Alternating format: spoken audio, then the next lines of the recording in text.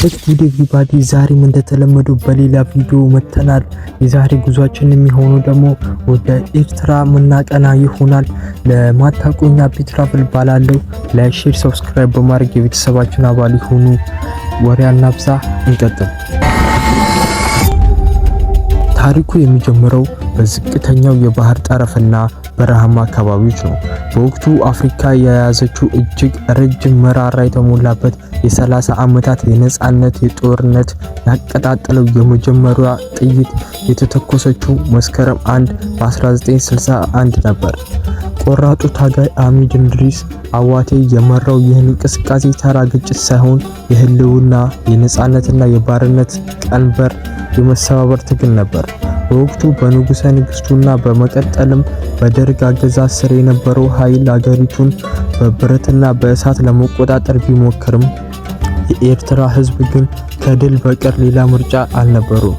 ተራሮች በዋሾችና በረሃዎች መዋቅር ሆነው አገለሉ። በሺዎች የሚቆጠሩ ወጣቶች ትምህርታቸውንና ወጣትነታቸውን ትተው ወደ ተራራዎቹ ገቡ። ታዲያ በዚህ አስቸጋሪ ጉዞ ውስጥ የሴቶች ሚናም እጅግ ግዙፍ ነበር። ከወንዶች ጋር ትከሻ ለትከሻ ተሰልፈው ታግለዋል። ወደ ሳህል ተራሮች ጠልቀው ስንገባ የታሪኩ እጅግ አስገራሚ ምዕራፍ ይገለጣል። ኤርትራ ህዝባዊ ነጻነት ግንባር ዋና መስሪያ ቤት በነበረበት በዚህ አስቸጋሪ መልክዓ ምድር ውስጥ ታጋዮች ከዓለም ተገልለው ትልቅ ድንቅ ሰሩ። ተራሮቹ በመቦርቦር ሆስፒታሎችን፣ ትምህርት ቤቶችን እና የጦር መሳሪያ ማምረቻዎችን ከምድር በታች አነጹ። የወቅቱ የመንግስት ኃይል እጅግ ዘመናዊ ከባድ የጦር መሳሪያዎችና የሶቪየት ህብረትን ድጋፍ ይዞ በሳህል ግንባር ላይ ጥቃት ቢሰነዝርም የሳህል ተራሮች ግን እንደማይበገር የብረት ግድግዳ ቆሙ። በሺዎች የሚቆጠሩ ዜጎች በቦምብ ድብደባና በረሃብ ቢሞቱም የትግሉ መንፈስ ግን ከፍ ያለ ሆኖ ቀጠለ። በረሃማው መሬት ላይ የቆመው ይህ ግዙፍ ምሽግ የጠላትን አውዳሚ ኃይል በመመካት ታሪክ ቀይሯል።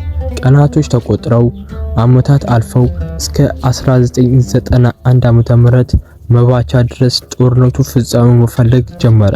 የነጻነት ተዋጊዎች ወደ ዋና ከተማይቱ አስመራ እያመሩ ነበር። ግንቦት 24 ቀን በ1991 ዓ.ም አስመራ በነጻነት አየር ተነፈሰች። በይፋ በ1993 ሬፈረንደም ተካሄደ። 30 ዓመቱ ደም አፍሳሽ ትግል ተጠናቆ ኤርትራ አዲስ ሪፐብሊክ ሆና በዓለም ካርታ ላይ ተቀመጠች።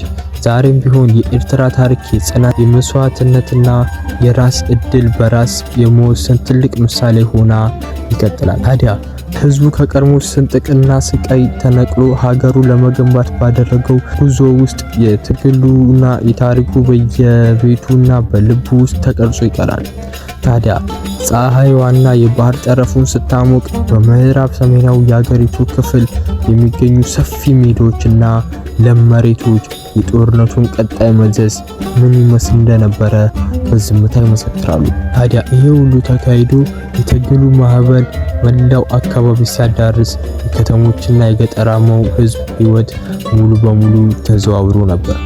ከቀኑ ሞቃታማ ፀሐይና ከሌሊቱ ብርድ ጋር እየተጋፈጡ የሚኖሩት ህዝቦች የነጻነት ጽንሰ ሐሳብ ከቃል በላይ በመሆኑ በተግባር ያሳዩበት ወቅት ነበር። ታዲያ በየዕለቱ የሚሰሙት የተኩስ ድምጾች፣ የጦር አውሮፕላኖች ዛቻ የዕለት ተዕለት ህይወት አካል የሆነው ነበር። ይሁን እንጂ ህዝቡ ተስፋ አልቆረጠም። ይልቁንም ልጆቻቸው ለነጻነት እያጨዱ ወደፊት ገፉ። በወቅቱ የነበረው የምስረታ ሂደትና የፖለቲካ ንቃት በየገጠሩ እየተስፋፋ ሄደ። አባቶችና እናቶች ለልጆቻቸው የሚያስተላልፉት መልእክት አንድ ብቻ ነበር። ነጻነት በነጻ አይገኝም፣ መስዋዕትነት ይጠይቃል። በዚህም መሰረት ወጣቶቹ ከትምህርት ገበታቸው ተነቅለው፣ ሴቶች ከዕለት ተዕለት የቤት ውስጥ ስራቸውን ወጥተው ወደ ግንባር ዘመቱ። በየአካባቢው የሚገኙ የህዝብ ማዕከላት፣ ትምህርት ቤቶች በምሽት ጭምር እየሰሩ የፖለቲካ ንቃትና የትግሉን ዓላማ ለህዝቡ ያስተምሩ ነበር። ታዲያ ይህ የርዕዮተ ዓለም ጥንካሬና የባህል ትስስር የጠላት መከፋፈል ስልት ከሽፎታል። ወደ ጦር ግንባር ጠልቀን ስንገባ የሎጂስቲክስ እና የፔክስ ፈተኖች እጅግ ከባድ ነበሩ። ምግብ እና ውሃ በበቂ ሁኔታ በማይገኝባቸው በረሃማ ቦታዎች ታጋዮች ቀናትን ያለ ምግብ ውሃና በአሸዋ ላይ እየተሳቡ ጠላትን ይፋለሙ ነበር። ታዲያ የሕክምና ዕቃዎች እጥረት ቢያጋጥምም የባህላዊ ሕክምና ባለሙያዎችና ወጣት ነርሶች በተቻላቸው አቅም ሕይወት ለማዳን ታገሉ።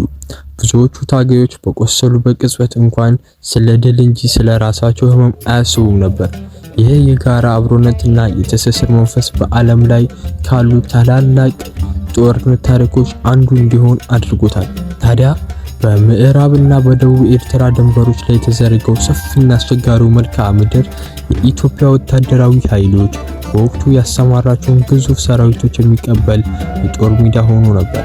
ታዲያ የኤርትራ ተዋጊዎች እጅግ ውስን ከሆኑ የጦር መሳሪያዎች ጋር ሆነው ከዘመናዊ ታንኮችና ከባድ መድፎች ጋር መፋለማቸው በታሪክ አጋጣሚዎች ሁሉ እጅግ የሚደንቅ ነው። የኤርትራ ታጋዮች በጠላት ካምፖች ላይ የሚያደርሷቸው ድንገተኛ ጥቃቶች የጠላትን ሰራዊት እጅግ ያዳከሙና ያሳስቡ ነበር። በየሌሊቱ በሚያደርጉ አልፍጦ የመዋጋት ስልቶች የኤርትራ ኃይሎች የጠላትን የጦር መሳሪያዎች በመማረክ የራሳቸው አቅም ያጠናክሩ ነበር።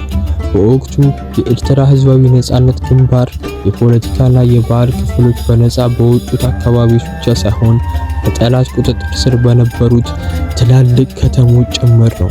ታዲያ ይህን ሳያደርጉ ምስጢራዊ ህዋሳ በመዘርጋት ህዝብን አስተባብረዋል። የአስመራ፣ የጽርዓ፣ የባጽእና የከረን ከተሞች ወጣቶችና ነዋሪዎች ከምድር ስር ባሉ ምስጢራዊ ኔትወርኮች አማካኝነት ለኤርትራ ተዋጊዎች የመረጃ ድጋፍ ያደርጉ፣ ምግብና መድኃኒት ያቀብሉ ነበር። ይህ የከተማና የገጠር ውህደት የኤርትራን ትግል የማይበገር ኃይል አድርጎታል። የጠላት ስለላ ማዕረብ ምን ያህል የሰለላ ቢሆን የኤርትራ ህዝብ የአንድነት መንፈስና የነጻነት ፍላጎት ሰብሮ መግባት ፈጽሞ አልቻለም። በሌላ በኩል የኤርትራ ውጭ ግንኙነትና የዲፕሎማሲ ዘመቻም እጅግ ከፍተኛ መስዋዕትነት እየተከፈለበት ነበር። በዓለም አቀፍ ደረጃ የኤርትራ ህዝብ የ30 ዓመታት የቁስልና የፍትህ ጥያቄዎች ለመስማት በርካታ ምሁራንና የዲፕሎማሲ ታጋዮች አህጉር አቋርጠው ተንቀሳቅሰዋል። የአውሮፓና የመካከለኛው ምስራቅ ከተሞች የኤርትራን ትግል ዓላማ የሚያስተጋቡ ማዕከላት ሆነው አገለገሉ። ታዲያ የኤርትራ ሴቶች ማህበርና የሰራተኞች ማህበር በዓለም አቀፍ መድረኮች ላይ በመገኘት የኤርትራን ህዝብ የሰቆቃ ታሪክና የፍትህ ጥያቄ በድምቀት አሰምተዋል። ዛሬ በዓለም ታሪክ ውስጥ የሚታወሰው የኤርትራ የነጻነት ጉዞ በውስጡ የያዘው የውስጥ ጽናት እና የውጭ ዲፕሎማሲ ትግል ተደምሮ የፈጠረውን ትልቅ ድል ውጤት ነው። በቀይ ባህር ዳርቻዎች የሚገኙ የኤርትራ ወደቦች፣ የንግድና ኢኮኖሚ እንቅስቃሴዎች በወቅቱ የጦርነት ቀጥታ ሰለባ ሆኖ ነበር። የባጽእና የአሰብ ወደቦች ከተሞች የውጊያው ግርግር ሳይዟቸው የኤርትራ ተዋጊዎችና የከተሞች ነዋሪዎች በድብቅ ሲያደርጓቸው እንቅስቃሴዎች የጠላት ኢኮኖሚ ደም ስር የሚቋጥሩ ነበሩ። ታዲያ የባህር ጠረፉን ለመቆጣጠር የተደረጉት ውጊያዎች እጅግ ከባድና አሰቃቂ ነበር። ምክንያቱም የጠላት ኃይል ከባህር በላይ ጥቃቶች በመጠቀም የኤርትራን ታጋዮች ከምግብና ከጦርነት መሳሪያ አቅርቦት በማቋረጥ ከፍተኛ ርብርብ አድርጎ ነበር። ይሁን እንጂ የኤርትራ እሳት ማጮች እና የባህር ጠረፍ ህዝቦች የራሳቸውን ትናንሽ ጀልቦች በመጠቀም ለግንባር ታጋዮች የምግብና የመድኃኒት አቅርቦት እንዲያደርስ በማድረግ ረገድ ታላቅ ታሪክ ፈጽመዋል። ወደ ምስራቃዊ የሀገር ከፍቶች ሸለቆች ስንሸጋገር የኤርትራ ተዋጊዎች ተፈጥሮ እንደ አንድ የጦር አጋር በመጠቀም የሰሩት አንዳንድ የጦር አጋር በመጠቀም አንዳች ድንቅ ስራ ይጋለጣል። ጠላቶች ከባድ ታንኮቻቸውንና መድፎቻቸውን ይዘው ወደ ተራራማው ክፍል ለመዝመት ሲሞክሩ የኤርትራ ታጋዮች በድንጋዮችና በዛፎች መካከል ተደብቀው የሚያደርሷቸውን ድንገተኛ ጥቃቶች የጠላትን ሰራዊት በውዥንግር ውስጥ ይጥሏቸው ነበር። ታዲያ የአየሩ ጸባይ ራሱ ለኤርትራ ታጋዮች የሰጠው ስጦታ ነበር። የሌሊቱ ቋንጣ ቅዝቃዜና የቀኑ ብርቱ ሐሩር የጠላትን ሰላማዊ አቅም ሲያዳክሙ የኤርትራ ልጆች ግን ከህፃንነታቸው ጀምሮ ከዚህ መልክዓ ምድር ጋር አብረው ያደጉ በመሆናቸው ያለምንም ማመንታት መሬቱን ተቆጣጥረውት ነበር። በአስመራና በሌሎች ትላልቅ ከተሞች ውስጥ የነበረው የዕለት ተዕለት ህይወት በፍርሃት በጥርጣሬ የተሞላ ነበር። በየማለዳው ከተሞች መንገዶች ላይ የሚታዩ የጠላት ወታደራዊ ፍተሻዎችና የሰዓት እላፊ ህጎች የኤርትራን ህዝብ አይምሮ ሊያደናቅሩ አልቻሉም። የከተማው እናቶችና አባቶች በቤቶቻቸው ውስጥ ሆነው ለግንባር ታጋዮች የሚሆን ዱቄት ይፈጩ፣ ልብሶችን ይሰፉ እና የሚስጥር መልካሞችን ይለዋውጡ ነበር። ታዲያ የዛሬው ቪዲዮ ይህን ይመስል ነበር። ከተመቻችሁ ላይክ፣ ሼር፣ ሰብስክራይብ በማድረግ የቤተሰባችን አባል ሆኑ። እኔ አቢ ነኝ። ይመቻችሁ።